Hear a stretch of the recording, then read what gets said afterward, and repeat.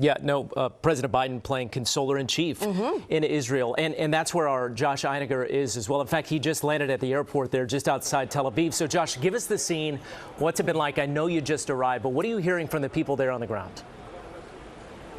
Yeah, so Mike, let me show you what's happening here. I'm standing in the middle of the airport road at the curbside of one of the terminals at Ben Gurion Airport, and the reason for that is because down there is a big roadblock. This whole airport right now is on lockdown, not because of any kind of security incident, but because right now they're expecting President Biden to return here to the Tel Aviv airport. We saw Air Force One parked here when we pulled in, so obviously he's going to have to leave, and with the huge security that's all surrounding this whole country right now, and this very high-stakes visit by the president, now people are basically stuck here. So I'll just give you a quick glance here. The security people did ask us not to show the building, so we're not going to linger on that for too long, but there are people here just sort of waiting to be able to move on.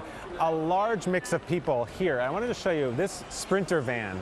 Maybe we could stick, just head right in there, Mike, and take a look. This soldier is guarding this Sprinter van. In here, a bunch of paratroopers were here waiting for about an hour or two.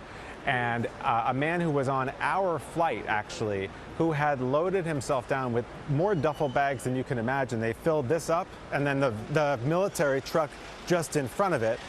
And in those bags are, I don't know how many pieces of body armor that he brought here to support members of the IDF, and then he is intending to fight. He's a reservist, so he lives in Brooklyn, an Israeli American, and he is coming here. He came here with all this stuff, and now he's going to put it on and be ready to take up arms in the event of this incursion that everyone expects that could happen any day, really, into Gaza.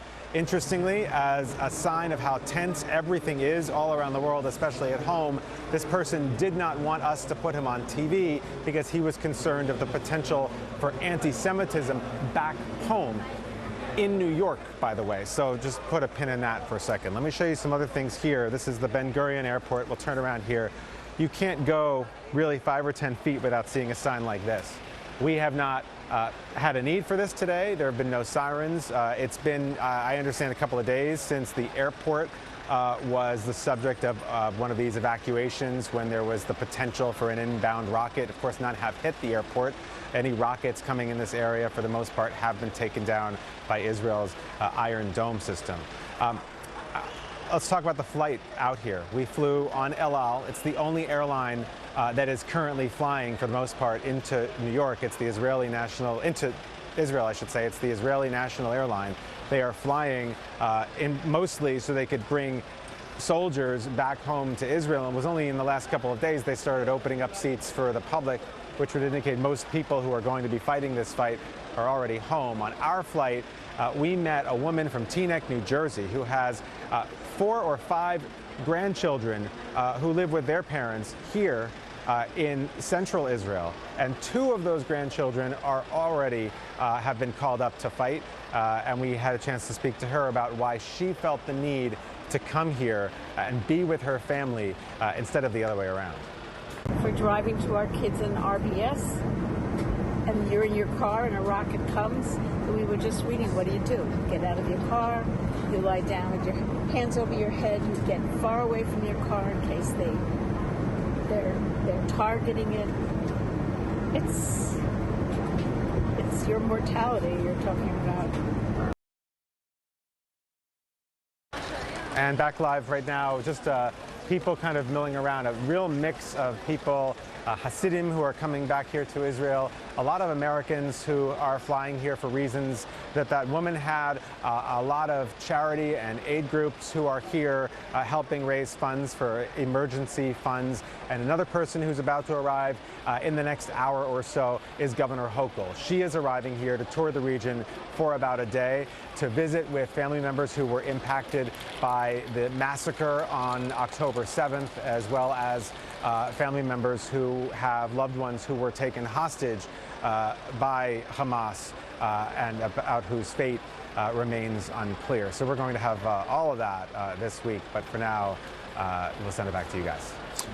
Yeah, Josh, what a great look, and our thanks to photojournalist Mike Thorne, who is behind the lens. And I know you and him just landed there, but just give us a sense, because we just heard from President Biden, who had to cancel these other meetings that he had planned with Arab leaders. And there's this sense of this impending incursion into Gaza. What is the sense of the people that you've been able to speak with there, headed to Israel, about the possibility of this escalating very quickly, very soon?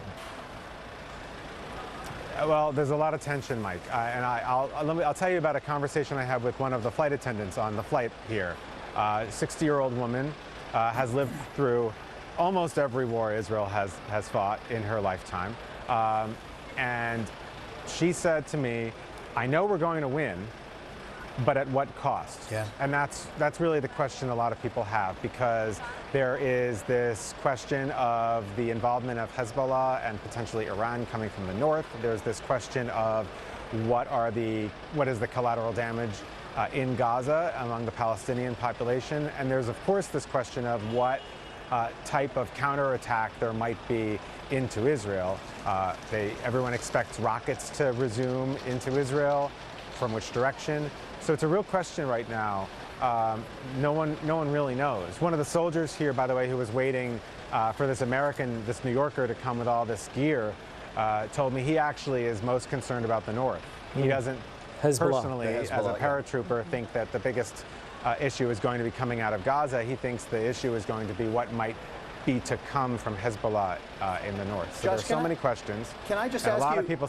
Go ahead. Sorry. Just something personally. No, what does it feel like when you're in a jet airliner, labeled on the side, flying over an area where a rocket can touch off at any time? Just because there wasn't rocket fire today doesn't mean that there could not have been. So, what was that like for you and the people on board? Well, first of all, Sam, I'm glad you didn't ask me that question before I left. But the second thing is,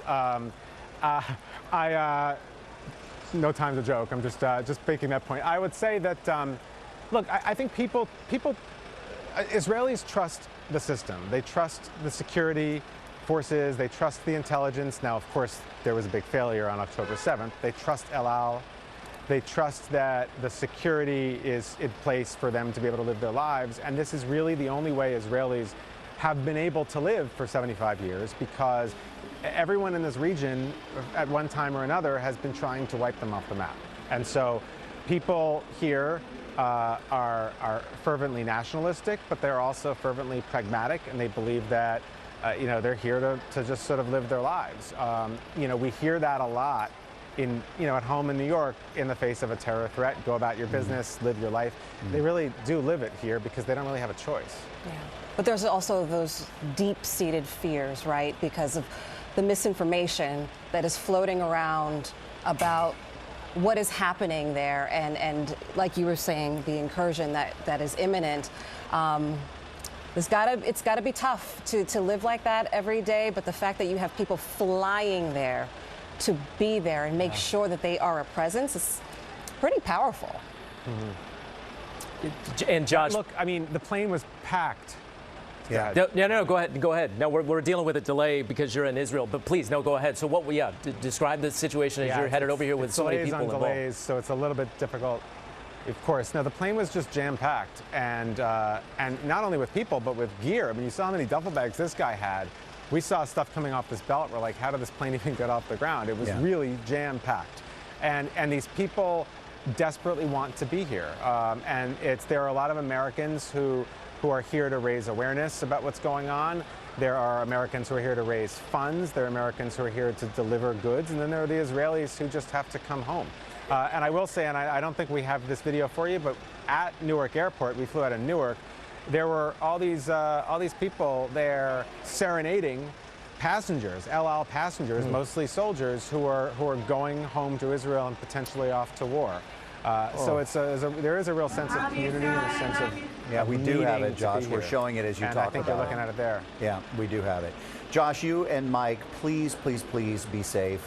To all of our colleagues that are there, we wish the same thing. But it could get worse very quickly, and you guys please make safety a priority. We so appreciate your reporting. It is so very important, especially right now. But as Sam just said, please stay safe. Josh, thank you. More reports, by the way, thanks, from guys. Josh and Mike throughout the day on Eyewitness News.